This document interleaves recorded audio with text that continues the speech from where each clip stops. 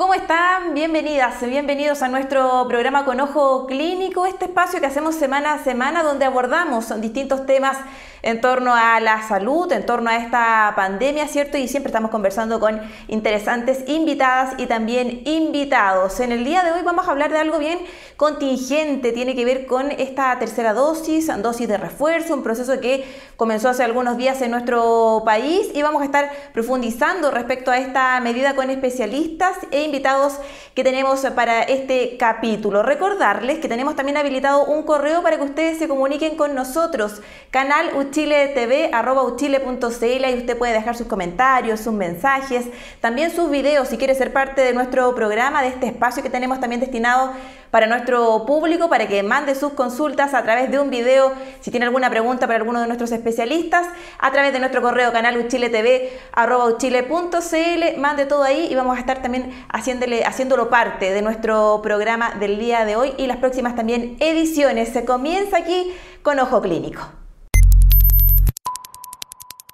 Y comenzamos revisando las principales cifras. 792 casos nuevos en promedio se han registrado durante los últimos días, una cifra que obviamente es bastante diferente a lo que habíamos visto en las últimas semanas. Han estado bajando las cifras, pero es importante recordar a todos ustedes que obviamente esta pandemia no ha terminado y que es responsabilidad de cada uno de nosotros y de nosotras, ¿cierto?, mantener las medidas de autocuidado. 792 casos nuevos en promedio, ¿cierto?, diariamente durante la última semana. De hecho, el martes 17 de agosto, hace algunos días, se registraron 405 casos nuevos y la positividad llegó al 1%, pero obviamente hay también preocupación por lo que está pasando en algunas regiones. Durante los últimos días también ha existido una tendencia al aumento de casos en Aysén, en Magallanes y también en Ñuble. Seguimos revisando algunas cifras también con respecto a los casos activos. Estamos viendo que son cerca de 5.000 los casos activos registrados en nuestro país en promedio, cuando tenemos una positividad de 1,3%, una cifra que también es mirada con atención por los especialistas. Revisamos otro de nuestros indicadores en nuestro programa Con Ojo Clínico, tiene relación con la variante Delta.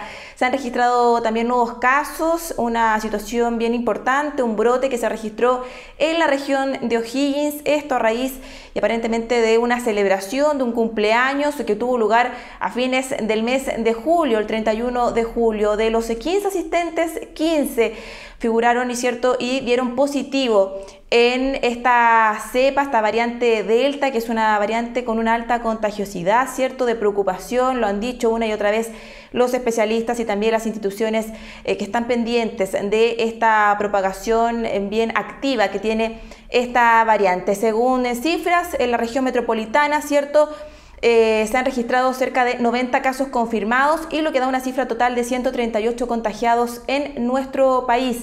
Reiteramos el llamado que hacemos nosotros diariamente, ¿cierto?, en nuestro programa, cada uno de nuestros capítulos, a que tiene que seguir cuidándose. Es muy importante el uso de la mascarilla, ¿cierto?, el uso de alcohol gel, el lavado constante de manos y también el distanciamiento social. Revisamos otras cifras, camas UCI.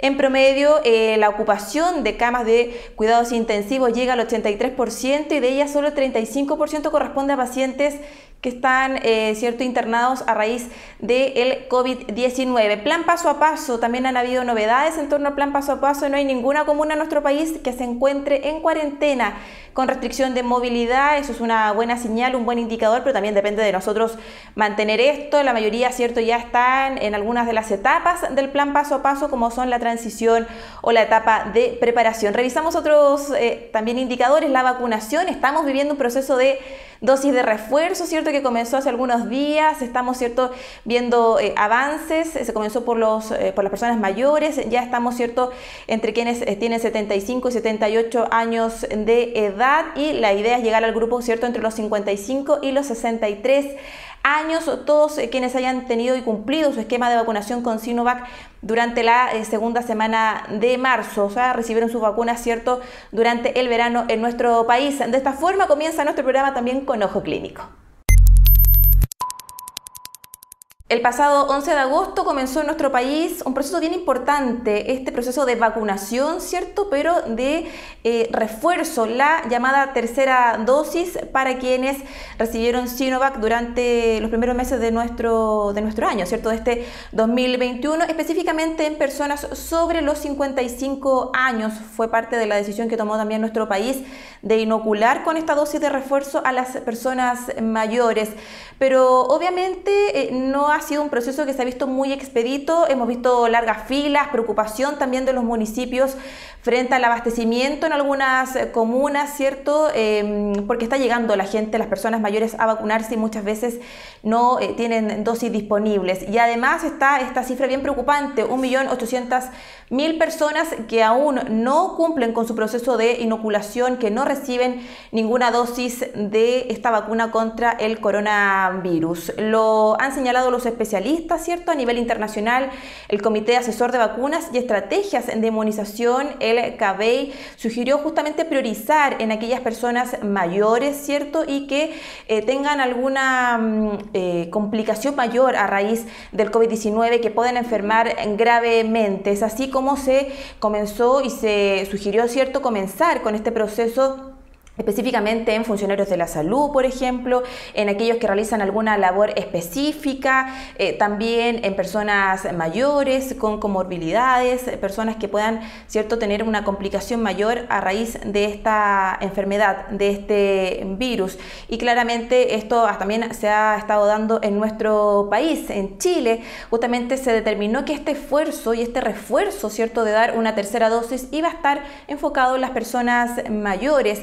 Se definió también un intervalo de 4 meses de haber recibido, ¿cierto?, esta segunda dosis. O sea, las personas que están recibiendo hoy día las vacunas de tercera dosis son aquellas que recibieron sus 2 dosis de Sinovac hasta la segunda semana de marzo, durante los primeros meses de este año. La idea obviamente es también ampliar esto a otros grupos etarios para así, ¿cierto?, proteger a toda la población.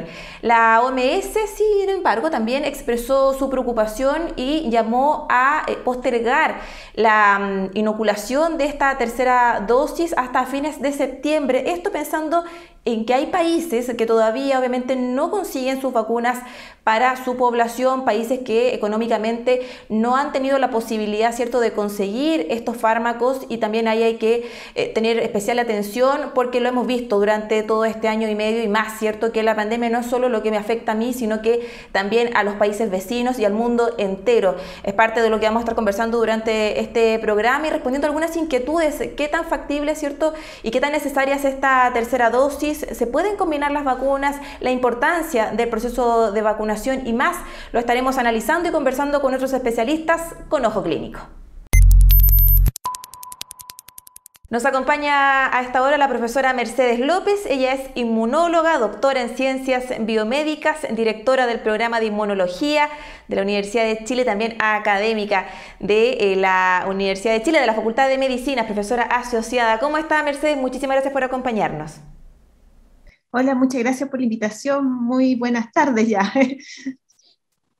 Profesora, partir preguntándole por este proceso que estamos viviendo hoy día, ¿cierto? Estamos en medio de una dosis de refuerzo, una tercera dosis. ¿Cuán importante es este proceso en sí y si es una buena estrategia colocar esta tercera dosis en las personas mayores?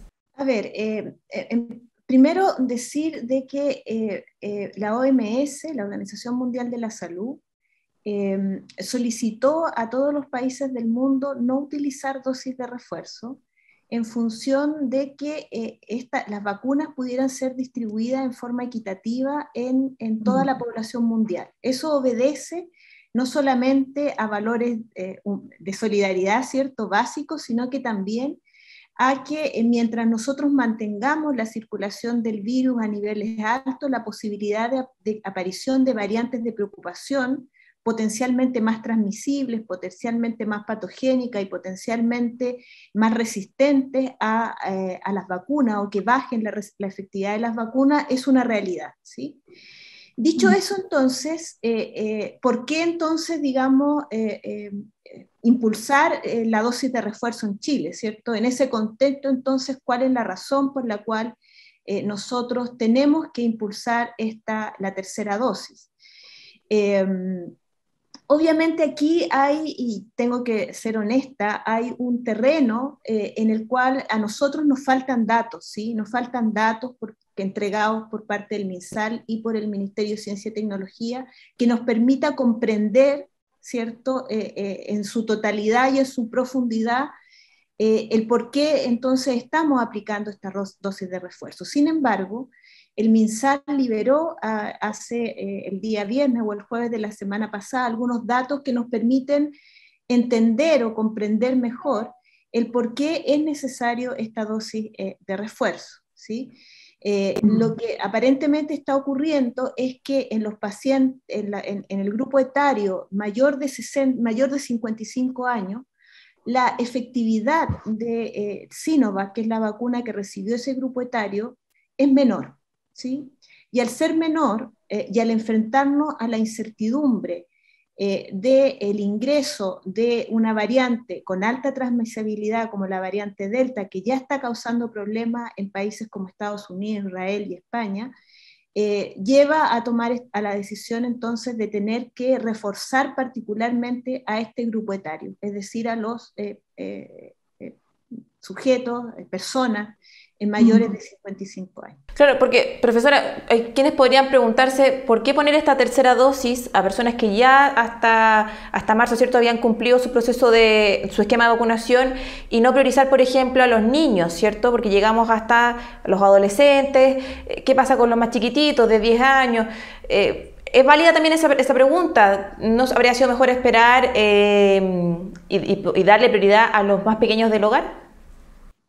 Claro, el problema pasa justamente porque el gobierno no ha sido claro en la información. O sea, los datos que nosotros necesitamos para poder explicar claramente a la población las medidas que se toman no están, ¿sí? Y eso es un hecho de la causa, están, como lo apuntaba el otro día, están dados a goteras, ¿cierto? Fraccionados, fragmentados.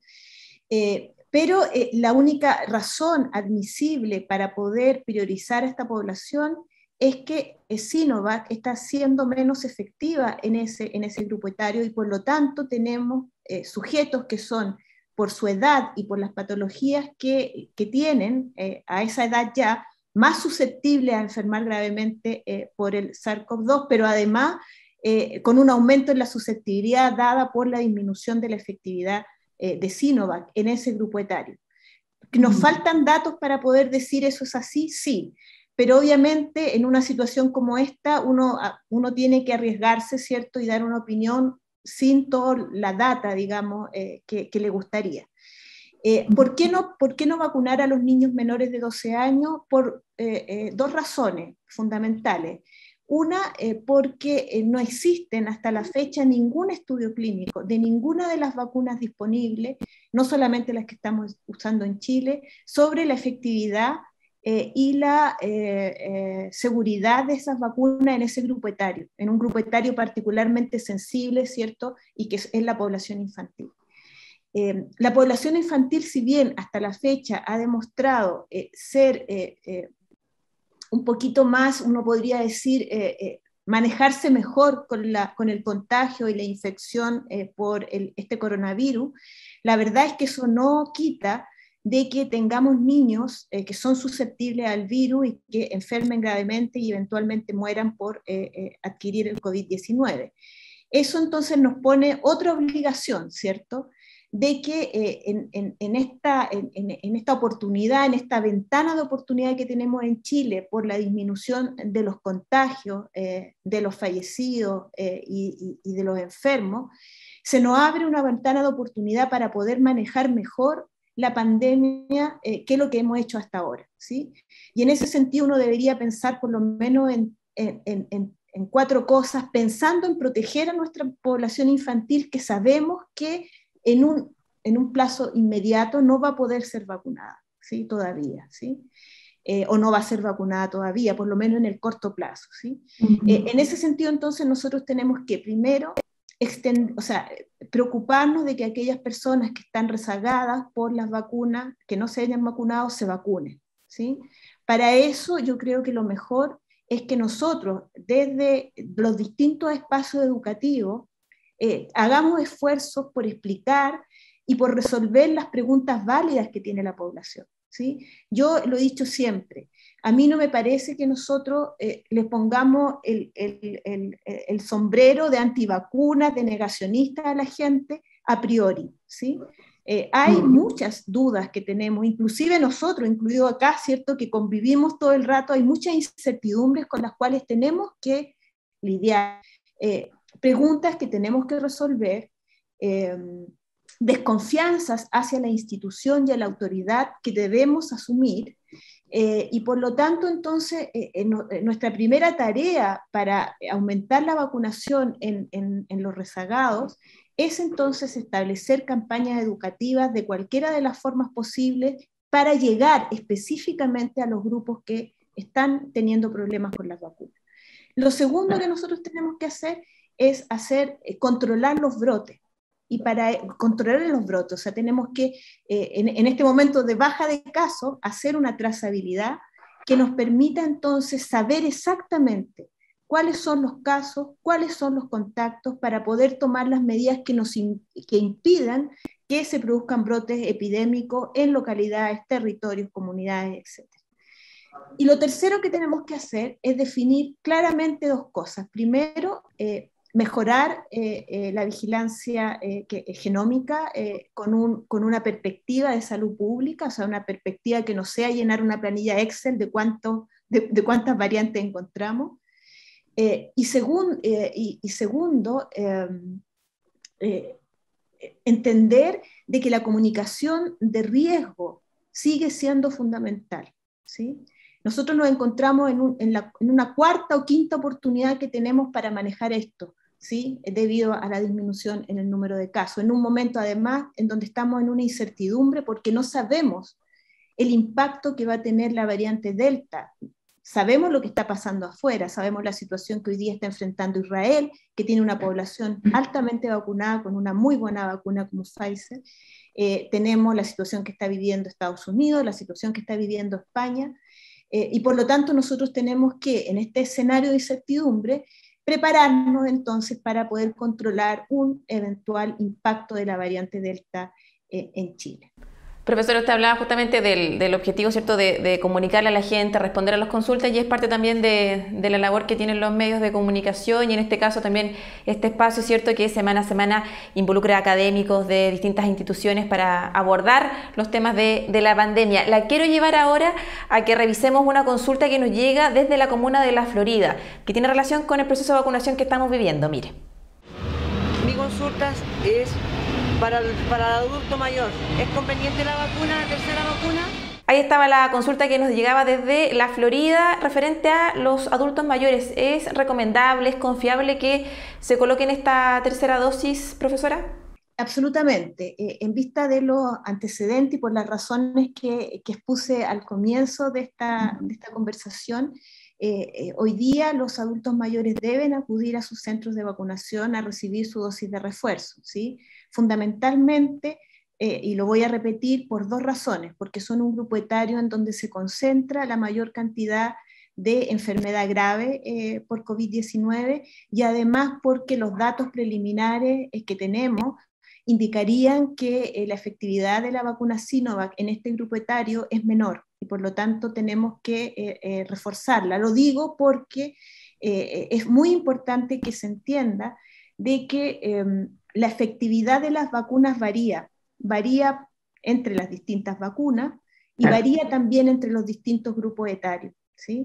Y lo que más nos preocupa ahora es que las nuevas variantes de preocupación, entre ellas la Delta, parece impactar disminuyendo la efectividad de todas las vacunas. Entonces, vacunas que tenían ya una baja efectividad pueden disminuirla aún más cuando llegue, si es que, digamos, la variante Delta la afecta. Entonces, tomando en cuenta esta incertidumbre, por lo menos en mi visión y de otros especialistas, es que es conveniente y seguro que este grupo etario reciba su tercera dosis, tal como lo está haciendo hoy día, ¿sí? Profesora, estamos viviendo este proceso de dosis de refuerzo. ¿Considera usted que esto podría generar quizás una falsa sensación de protección, ¿cierto? Estamos viendo que el plan paso a paso ya no hay ninguna comuna en cuarentena, han ido avanzando cada una de las comunas, tanto en la región metropolitana como a lo largo de nuestro país. Hay mayor facilidad, ¿cierto?, de movilizarse, de moverse. Los trabajos también en muchos lugares están volviendo de manera gradual a funciones que antes eran telemáticas, hoy presenciales. ¿Cree usted que se puede generar esta falsa sensación de protección, de que aquí ya no pasó nada más, estamos bien, estamos viendo cifras que van bajando, pero también está la variante Delta? ¿Cómo no caer en eso, cierto, en esta falsa sensación? Lo hemos dicho otras veces.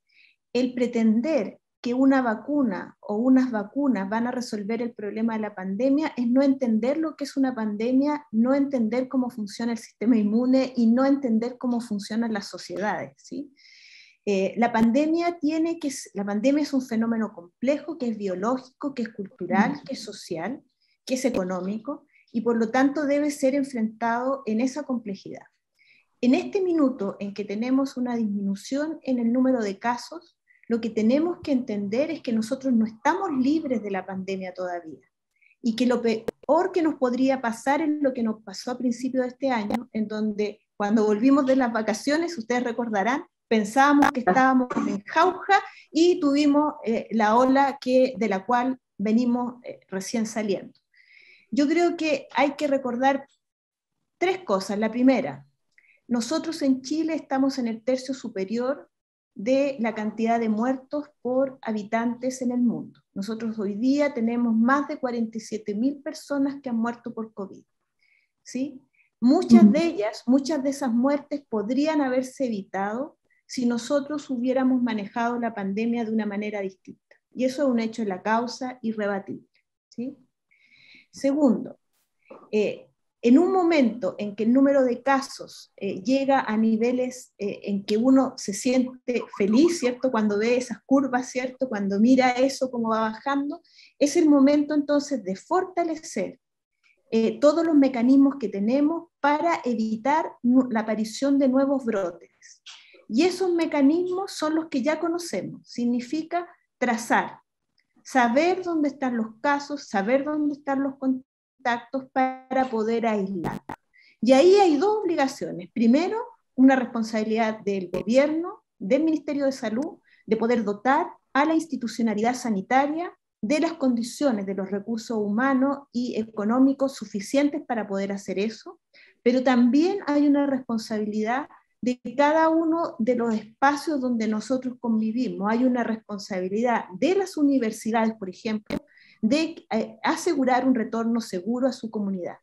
Y para eso, digamos, así como el gobierno tiene que tener esta cosa que fortalezca, ¿cierto?, la trazabilidad, en las instituciones, en los espacios de trabajo, en los espacios educativos, tenemos que tener protocolos que nos permitan entonces evitar los brotes dentro de nuestro lugar de trabajo, ¿sí? Y esos protocolos tienen que ser claros, tienen que ser cortos y tienen que tener como objetivo el poder ubicar muy tempranamente casos y contactos de COVID-19. ¿Sí? ¿Considera que las flexibilidades que hemos ido viendo en los últimos días, ¿cierto?, en torno al plan paso a paso, ahora se viene próximamente las fiestas del 18, ¿cree que esas flexibilidades van por el camino correcto?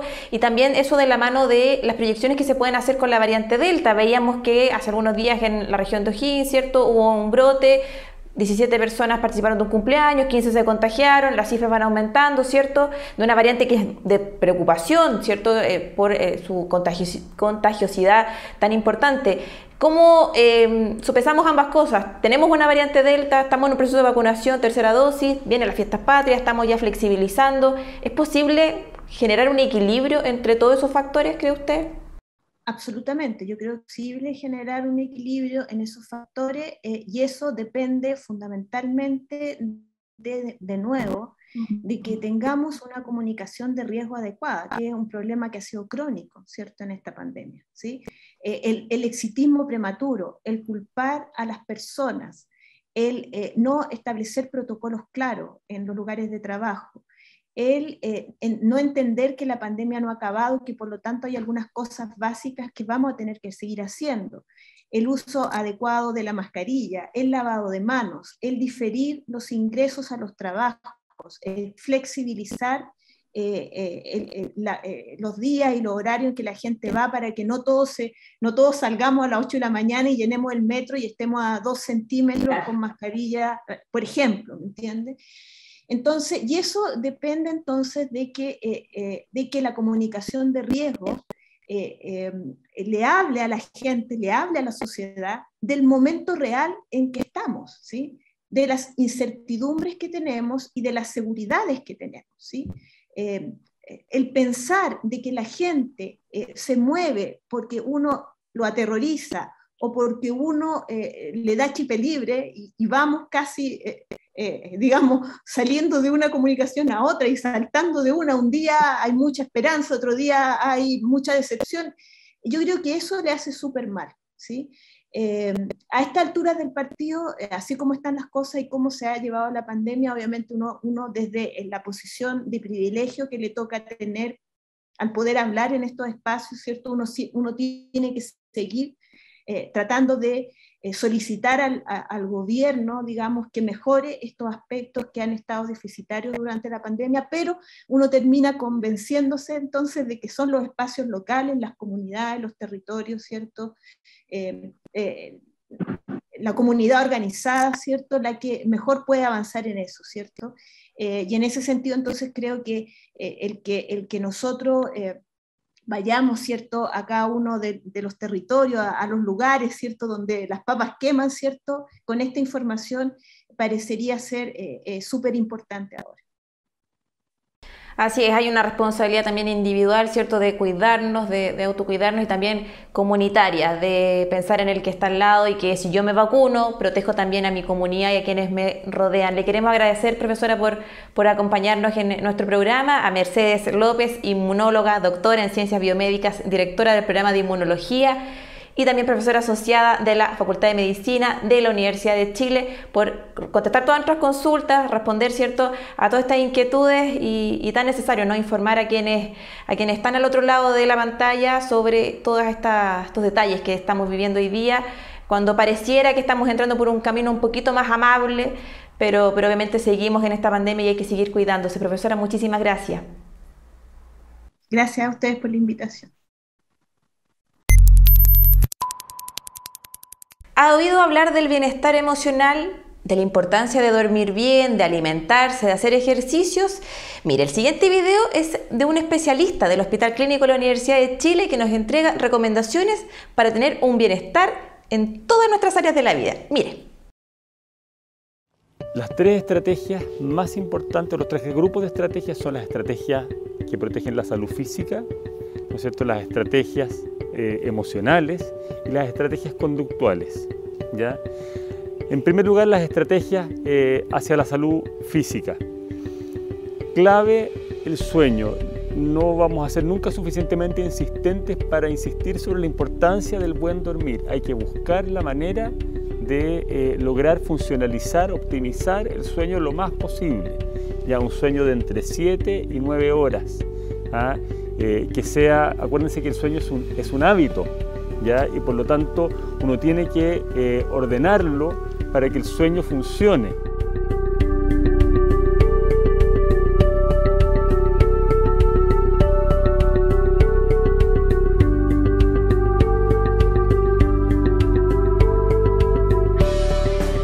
Lo segundo, ¿cierto?, también muy importante insistir en el ejercicio físico. No tiene por qué ir a subir el cerro, sino que basta media hora al día de caminata, que sea una caminata más rápida, en que podamos subir las pulsaciones, ojalá sobre 120 latidos por minuto, ya para que pueda ser un ejercicio útil.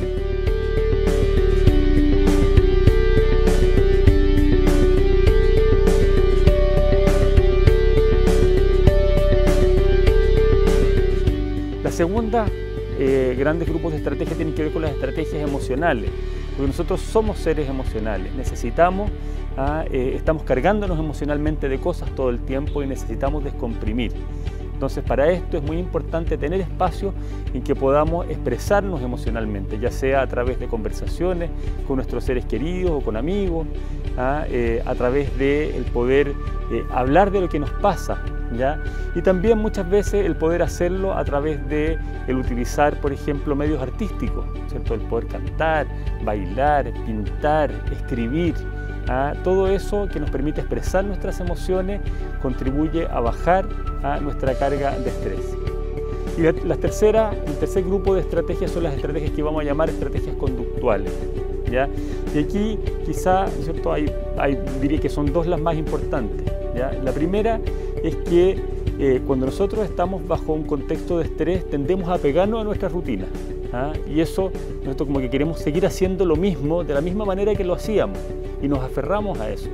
Pero en contexto de estrés es un contexto que nos interpela a cambiar, a readaptarnos, y muchas veces requiere que flexibilicemos nuestra rutina, que podamos soltar aquellas cosas que no son tan importantes. No es tan importante que el aseo nos quede impecable como siempre, que lo hagamos con toda la frecuencia que lo hacíamos antes. No es importante que un día los niños, ¿no es cierto?, no se conecten no funcione el tema de la teleescuela, no tenemos por qué estar, ¿no es cierto?, desde que inicia la clase hasta que termina la clase y que todo funcione fantástico, a tener esa flexibilidad para poder ajustarnos a que este no es un contexto normal y que por lo tanto va a requerir que nosotros podamos ir pesando y podamos mantener un equilibrio en función de graduar nuestra exigencia. Y la segunda, ¿cierto? El segundo elemento en las estrategias conductuales tiene que ver con el poder hacer un uso organizado de nuestro tiempo, y sobre todo de los tiempos de descanso. Efectivamente, el descansar no es simplemente dejar de hacer lo que hacíamos, sino que requiere hacer otras cosas, poder meter nuestra cabeza, ¿no es cierto?, en otra ocupación diferente de aquella en la que nosotros trabajamos.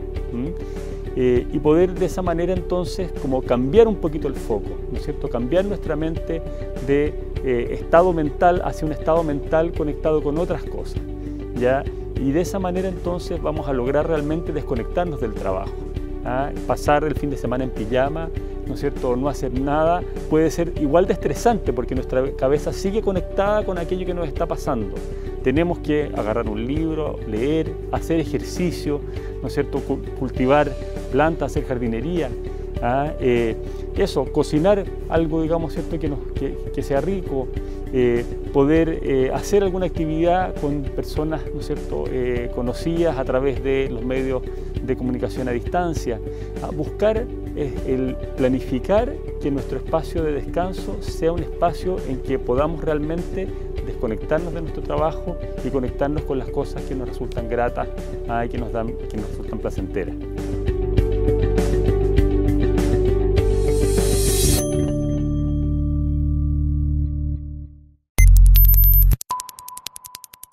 Nos acompaña en nuestro programa el profesor Marcelo Alarcón. Él es académico del Departamento de Bioquímica Clínica e Inmunohematología de la Universidad de Talca. Profesor, muchísimas gracias por acompañarnos. Hola, no, el placer es mío estar en este programa y sobre todo para ayudar a la gente a desenmarañar toda esta cosa y estos términos que a veces son difíciles de entender. Así es, profesor. Partamos por explicarle a quienes siguen nuestro programa qué pasa en el organismo cuando recibimos una dosis de refuerzo, la importancia, ¿cierto?, de esta tercera dosis que estamos viendo hoy día y viviendo, ¿cierto?, en los principales consultorios y centros de salud donde están recibiendo a las personas mayores su dosis de refuerzo. Ahora, no sé si finalmente ir en ese sentido, la pregunta para complementar, tú me dices, si es importante despejar la duda, ¿por qué tenemos que ponernos una tercera dosis? ¿Ya? Perfecto, sí, partamos por eso, porque es importante y qué pasa en nuestro cuerpo finalmente. Claro, porque finalmente la pregunta, oye, si yo ya me vacuné, ¿por qué tengo que ponerme esta tercera dosis de refuerzo? ¿Es necesario? Y para responder eso tenemos que pensar lo siguiente. Esto es casi igual como una economía de la casa. ¿En qué sentido? El organismo, después de 6 a 9 meses, ya le empieza a costar energía al cuerpo llegar a producir estas defensas, que todos nosotros hemos escuchado como anticuerpos, que son lo que siempre yo explico, que son como estas balas que disparan nuestro sistema inmune para atacar al SARS-CoV-2, que es el que llega a producir el COVID. Entonces, llega un momento en que dice, ¿para qué voy a seguir gastando y produciendo estos anticuerpos? Finalmente es una pérdida de plata, por decirlo así.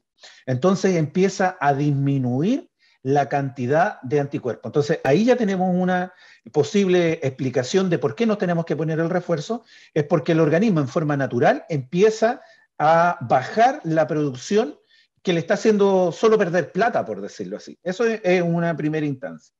Lo segundo, hay ciertas personas, en este caso las personas mayores, no es que sea una enfermedad, sino es que es propio también de su organismo. Hay un término, si es que lo han escuchado y lo vamos a explicar al tiro, que se llama inmunosenescencia. ¿Qué significa? Así como las personas nos vamos envejeciendo, el sistema inmune también se va envejeciendo. Por lo tanto, la eficiencia de ese sistema inmune es mucho menor. ¿Qué significa eso? Frente a una vacuna, este sistema inmune genera menos anticuerpos. ¿Ya?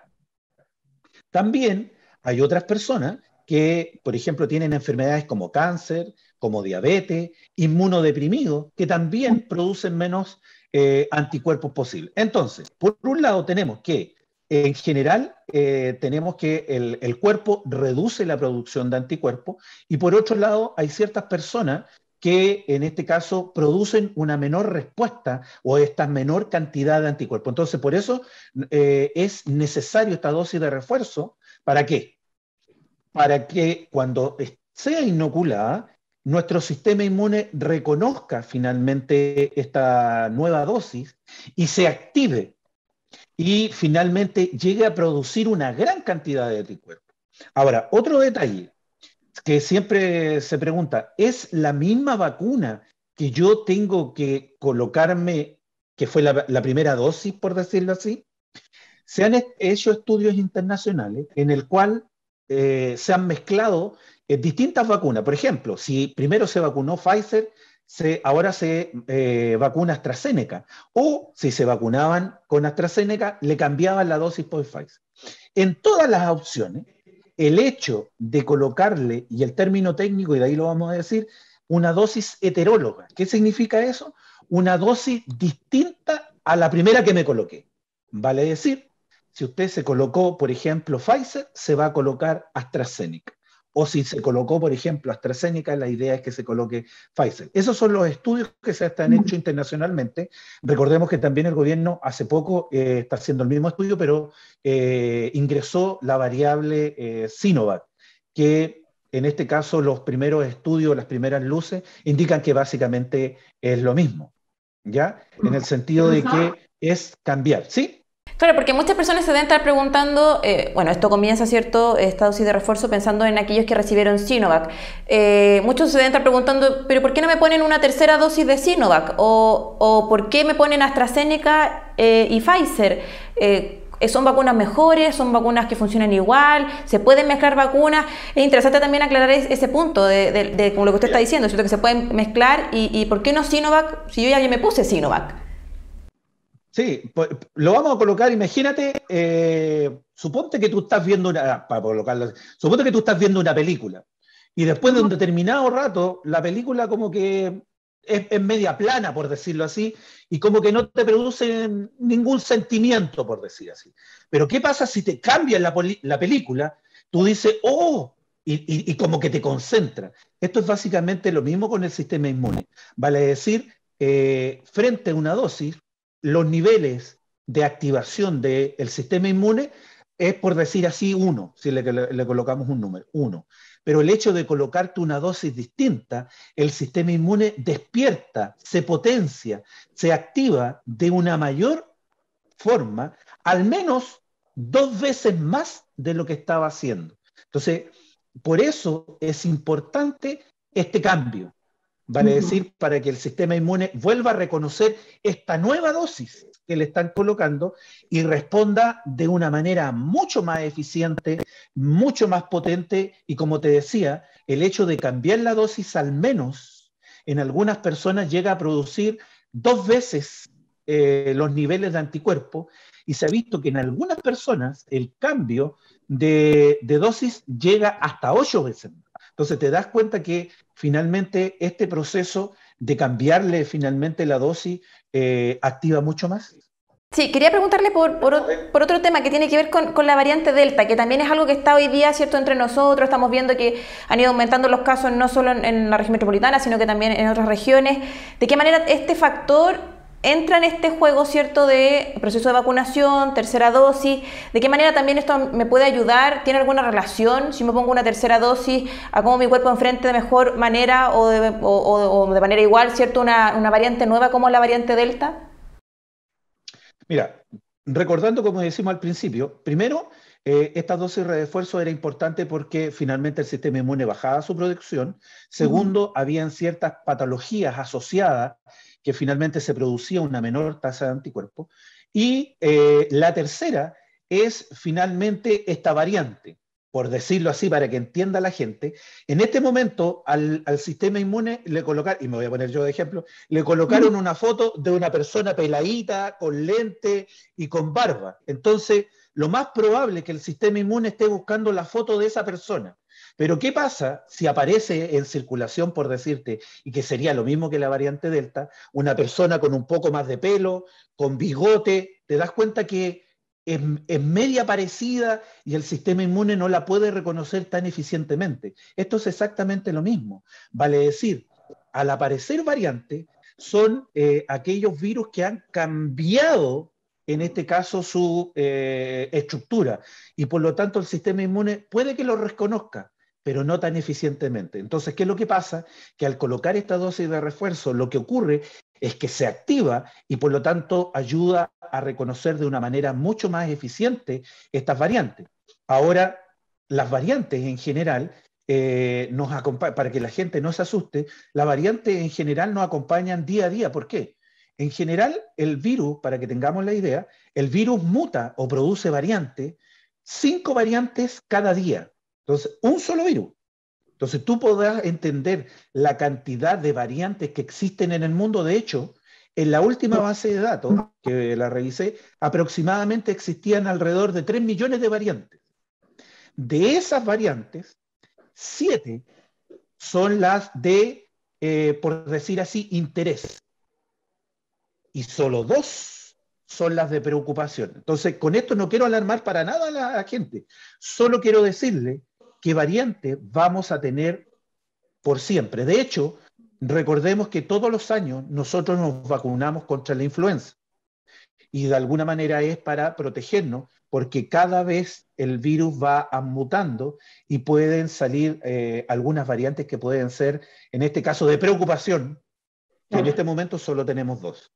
Profesor, logró también llevar a ese tema de que si finalmente nos vamos a vacunar todos los años contra el coronavirus, pero antes quiero que pasemos a revisar una consulta que nos llega desde la comuna de Ñuñoa. Mire.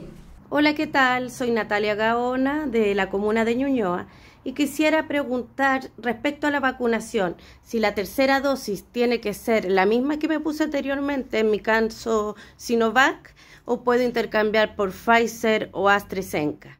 Ahí estaba, profesor, la consulta que nos hacían desde la comuna de Ñuñoa. ¿Qué le podemos responder a esta persona? Muy interesante la pregunta y es importante que quede súper claro. Como decíamos, en general lo que nosotros necesitamos es que el sistema inmune se despierte, que se active, que empiece a trabajar más fuerte si tú quieres. Entonces, por lo tanto, ¿puedes mostrarle de alguna manera la misma foto al sistema inmune? Y la respuesta es sí, pero no se activa tanto. Lo más importante y lo que se ha visto a nivel internacional es que mostrándole otra foto, por decirlo así, que es otra vacuna distinta a la que tú te colocaste al principio, el sistema inmune trabaja más fuerte, produce más anticuerpos y de una mayor eficiencia. Por lo tanto, la respuesta es ideal que te coloques una dosis distinta a la que te colocaste al principio. Ahora, con eso, no sé si lo podemos tocar ahora o después, mucha gente, que es importante, le tiene miedo a la vacuna AstraZeneca porque ha escuchado de que tiene trombosis. Y eso yo creo que también es importante que la gente le pierda el miedo a eso, de alguna manera. Por ejemplo, toda la gente en este momento que se está colocando AstraZeneca es de una edad sobre 50 años. Y la pregunta es ¿por qué? En general se ha visto y se ha escuchado de que esta vacuna AstraZeneca genera trombosis, por lo tanto tengo miedo de yo ir a vacunarme. En este caso a la gente les vamos a decir unos detalles. Supongamos que tenemos 1 millón de personas, ¿ya? El número es grande para entender la cantidad de casos, ¿ya? Imagínense que tenemos 1 millón de personas. A ese 1 millón de personas las vacunamos con en este caso, vacuna AstraZeneca.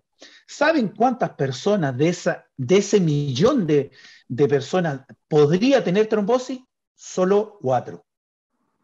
Les voy a poner otro ejemplo. Supongamos que tenemos en este caso, a 1.000 damas que toman píldoras anticonceptivas. Y de nuevo le medimos la probabilidad de trombosis. ¿Sabes cuántas mujeres pueden tener trombosis de ese 1 millón? 1.200. O sea, estamos hablando de que el hecho de tomar píldoras anticonceptivas tienes una mayor probabilidad de tener trombosis que incluso que te vacune. Incluso, si tomamos 1 millón de fumadores, ¿sabes cuánto pueden de ese 1 millón tener probabilidades de tener trombosis? 1.763 personas. Es más, si nosotros tenemos 1 millón de personas que se contagian de COVID, 165.000 tienen probabilidad de trombosis. ¿Qué quiero decir con esto? La probabilidad de que tú te vacunes con esta dosis de AstraZeneca y tengas una probabilidad de trombosis es del 0,0004%. O sea, es bajísima. Muy bajita, muy bajita. Nada. Es más, ¿sabes a qué persona en general, de esas 4, de ese 1 millón, esas 4 generalmente son personas jóvenes, en este caso son mujeres en edad fértil. Por eso el gobierno, para manera de proteger a todas nuestras personas mayores y a todos estos inmunodeprimidos que van a tener esta vacuna, se hacen sobre 50 años. O sea, la probabilidad de que te tenga trombosis es casi ninguno. Y aún así, el gobierno también señaló que los que tenían historias de trombosis, para su tranquilidad, se pueden conseguir en este caso un certificado de médico para decir que ellos tienen eventos de trombosis y le van a cambiar la dosis. Entonces te das cuenta que no hay ningún miedo para poder vacunarse con esta dosis. Y de hecho las personas, como decían, las personas menos de 50, uno dice, entonces, ¿qué va a pasar con las menos de 50? Les van a cambiar la vacuna y preferentemente en este caso podría ser Pfizer. Claro, profesor, y obviamente todo esto también está respaldado científicamente, no es algo que se le ocurre a Chile, sino que hay estudios, como usted lo decía, ¿cierto?, de la importancia de tener una tercera dosis y por qué elegir entre una y otra vacuna. Quería llevarlo a esto que estábamos conversando antes de la pregunta del público, que usted hablaba de la influenza, ¿cierto?, y que nosotros año a año nos vacunamos. Con el caso del coronavirus, ¿podría pasar algo similar, como se ha estado desarrollando esta pandemia, de que finalmente año a año nos vayamos colocando quizás dosis de refuerzo o una sola vacuna? ¿Usted cree que eso es posible? ¿Es el camino hacia el futuro?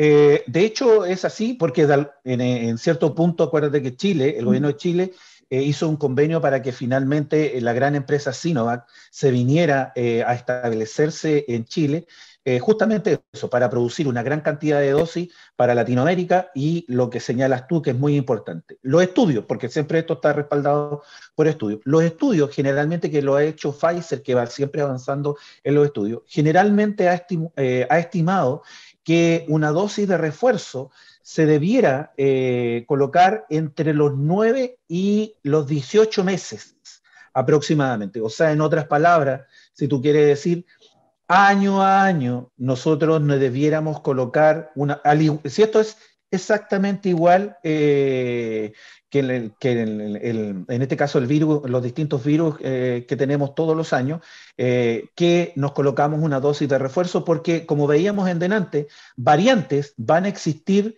Recuerda que por un solo virus por día son 5 variantes. Entonces imagínate a nivel mundial, la cantidad de variantes que se están generando es tremenda. Afortunadamente, en este caso, solo 2 son de preocupación. Profesor, otro punto también que es importante, y usted lo decía, esta posibilidad, este convenio, ¿cierto?, de producir vacunas en Sinovac, de Sinovac, digo. ¿De qué manera que Chile cuente con un centro productor de vacunas, que también son una de las aspiraciones que ha tenido la Universidad de Chile, ¿cierto?, en su momento, en Laguna Carén, se está viendo también esta posibilidad? ¿De qué manera esto es importante? ¿De qué manera esto nos fortalece, nos pone a la vanguardia frente a lo que puede pasar con esta y quizás otras enfermedades a futuro, ¿cierto? Y también aprovechar también de consultarle por los países que no tienen vacunas, que fue una de las alertas que puso también la OMS. Mientras a nosotros estamos con dosis de refuerzo, una tercera dosis, hay países que todavía no logran conseguir vacunas para su población. ¿De qué manera estas dos cosas se conjugan, ¿cierto? La posibilidad de tener un centro de vacunas, la importancia que tiene que un país pueda producir sus propias vacunas, y esto también es la otra cara de la moneda, ¿no?, que hay países que todavía no tienen sus vacunas. No, te agradezco, muy buenas las preguntas. Vayamos por parte. Recordemos que Chile hasta hace poco era una potencia mundial en la producción de vacunas. De hecho, muchas de las enfermedades que mataban una gran cantidad, tuberculosis, etcétera, una gran cantidad de gente en el mundo, Chile fue uno de los lugares pioneros en producir vacunas. De hecho, hasta el año cercano del año 80, dejó de producir vacunas. Y ahora estamos retomando esta senda. Por lo tanto, tener un lugar y como tú lo señalabas en este caso de la Universidad de Chile, tener un lugar productor de vacunas es importantísimo. ¿Por qué? Imagínate cuánto a nivel mundial, cuánto se demoró, algunos que dicen es súper rápido, pero que se pusieran de acuerdo, que generaran vacunas, fue un proceso muy largo. Imagínate si nosotros ya tenemos de alguna manera un sector para producir nuestras propias vacunas. Y en ese sentido, hay algunos países que recién se van a empezar a vacunar el 2022. Exacto. Y de hecho, en Latinoamérica hay algunos países que recién llevan 40.000 dosis. Entonces, ¿qué es lo que ha dicho la FDA en ese sentido? ¿Qué es lo que ha dicho la FDA? ¿Qué es lo que ha dicho la OMS? ¿Se acuerdan que nosotros al principio dijimos que en esta dosis de refuerzo, los de la primera línea para recibir finalmente esta dosis eran las personas mayores, eran las personas con enfermedades? La OMS y el FDA a las personas, por decir así, normales, ¿ya? Es difícil definir normal, pero las personas normales que tienen dejémoslo que producen una cantidad de anticuerpos en alta cantidad, la ideal es que se colocaran al último en la fila. Entonces, primero, todas las personas que señalamos, al último, las personas finalmente, por decir así, sanas, que producen una gran cantidad de anticuerpos. ¿Qué ha dicho la OMS de quién ocuparía digamos, las personas del medio? Idealmente, las personas de países que no tienen ninguna posibilidad, como decíamos, de poder recibir una dosis en lo pronto. ¿Por qué? ¿Te acuerdas que también conversamos que uno de los elementos de producir variantes es aquellas personas que no están vacunadas? En lo cual el virus viene, se deposita, se divide, y acuérdate, 5 variantes cada día. Entonces, si tú tienes una población en el cual no está vacunada, recuerda, no vamos a decir los países, pero recuerda de dónde vinieron estas variantes. Vinieron de aquí, de Sudamérica. Hay un país que generó unas variantes que también fueron de preocupación. ¿Por qué? Porque no estaban vacunadas. En Europa, porque no estaban vacunadas. Entonces, también es muy importante lo que tú señalas. Es importante vacunar a las personas de alto riesgo, pero también es importante, y la OMS dice al menos un 10% de la población de países que no han recibido vacuna, lo ideal es que ellas reciban en segunda instancia para que no se sigan produciendo variantes, porque si no esto, por decirlo así, va a ser el cuento de nunca acabar. Finalmente, al no tener gente vacunada, y finalmente la probabilidad de producir variantes va a ser alta y vamos a tener que volver y volver, y esto nunca va, de alguna manera, se va a terminar. Así es. Profesor, le queremos agradecer todos estos minutos por responder a todas nuestras consultas de manera tan didáctica, tan explicativa, ¿cierto?, en torno a lo que estamos viviendo en nuestro país, a la necesidad también que existe en otros países, y a la importancia también de poder producir en un futuro, ¿por qué no, cierto?, nuestras propias vacunas. Le queremos agradecer por estos minutos, que le vaya muy bien, muchísimas gracias. No, yo al contrario, estoy agradecido de que ustedes lleven de alguna manera la ciencia, la investigación, este lenguaje que a veces es muy complicado a las personas, porque finalmente, si todos nos vacunamos, todos nos beneficiamos. Así que muy agradecido y obviamente feliz si me invitan alguna otra vez. Así será, no tenga duda, lo vamos a volver a invitar, profesor. Muchísimas gracias, que le vaya muy bien. Estamos ya finalizando este capítulo de nuestro programa Con Ojo Clínico, y bien enfocado en la tercera dosis, en esta dosis de refuerzo que están recibiendo las personas sobre 55 años. Lo decían nuestros especialistas en la conversación del día de hoy. ¿Por qué comenzar por este grupo etario? Porque claro, la efectividad de la vacuna Sinovac es menor, y entonces esto, validado por estudios, se tomó la decisión, ¿cierto?, de partir por ellos y de inocularlos con esta tercera dosis. No da lo mismo si tengo o no tengo mi vacuna. Es necesario que seamos responsables y que contemos, ¿cierto?, con nuestro esquema de vacunación, pero también teniendo en cuenta de que la vacuna no es un escudo protector y que no me va a pasar nada. Tengo que seguir cuidándome, seguir protegiéndome a mí, también a quienes me rodean. Lo hemos dicho nosotros en reiteradas ocasiones en nuestro programa, a lo largo de todos nuestros capítulos. Es necesario que siga usando mascarilla, es necesario que mantenga el distanciamiento social, que ocupe alcohol gel, que se lave constantemente las manos y que también tenga sus vacunas. Si usted está por sobre los 55 años, vacúnese con la tercera dosis. Hay un calendario que también el Ministerio de Salud tiene, ¿cierto?, programando este proceso. Es muy importante también la comunicación de riesgo, lo decía nuestra profesora, ¿cierto?, que estuvo en nuestro programa, Mercedes López, de cómo el gobierno tiene que informar a la gente en torno a lo que está pasando hoy con esta pandemia. Estamos, ¿cierto?, con cifras más bajas, pero también es importante que se refuerce, por ejemplo, la trazabilidad de los casos, y en torno a la vacunación, este proceso que sigue en curso, también el llamado es a los rezagados. Más de 1.800.000 personas que aún no cuentan con sus vacunas, que no han sido parte de su proceso de vacunación, y el llamado también a ellos a informarse si es que tienen alguna duda en torno a este proceso, a cómo funcionan las vacunas. Hay información disponible. Hay también un rol que cumplen las universidades, y también es un poco el sentido, ¿cierto?, de este espacio, de entregarles a ustedes toda la información necesaria para que tomen sus propias decisiones. Dejamos hasta acá este capítulo, como siempre, agradecerles a todos por acompañarnos, por ser parte de nuestro programa Con Ojo Clínico, y dejarlos muy invitados a nuestro próximo programa, la próxima semana, y también a toda la programación del canal Uchile TV. Que tenga muy buenas noches.